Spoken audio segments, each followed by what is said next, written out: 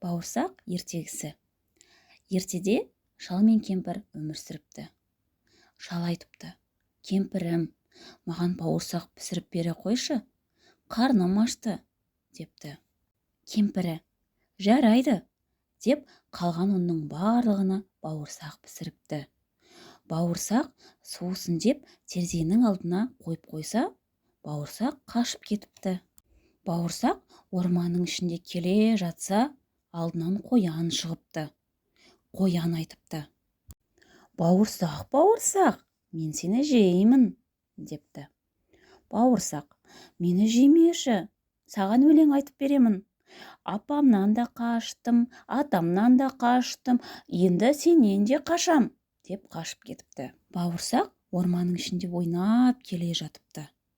Сөйтсе, алдынан аю шығыпты. Бауырсақ, бауырсақ, мен сені жеймін, депті. Бауырсақ айтыпты: мені жемеші, саған өлең айтып беремін, депті. Апамнан да қаштым, атамнан да қаштым, қояннан да қаштым, енді сенен де қашып кетемін, деп қашып кетіпті. Сөйтіп бауырсақтың алдынан қасқыр шығыпты. Бауырсақ, бауырсақ, мен сені жеймін. Бауырсақ айтыпты: мені жемеші, саған өлең айтып беремін, депті.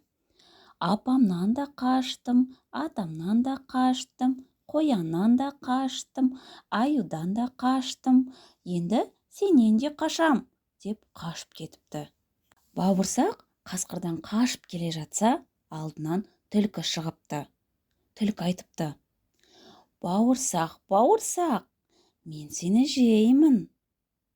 Сол кезде бауырсақ: түлкі, мені жемеші, саған өлең айтып беремін, депті. Апамнан да қаштым, атамнан да қаштым, қояннан да қаштым, аюдан да қаштым, деп өлең айтып жатса, қу түлкі айтыпты: құлағым естімейді, мұрнымның үстіне шығып айта қойшы, депті. Сөйтсе, аңқау бауырсақ түлкінің мұрнына шығып өлең айтып бастапты. Сөйтіп қу түлкі бауырсақты «Ав!» деп жеп қойыпты.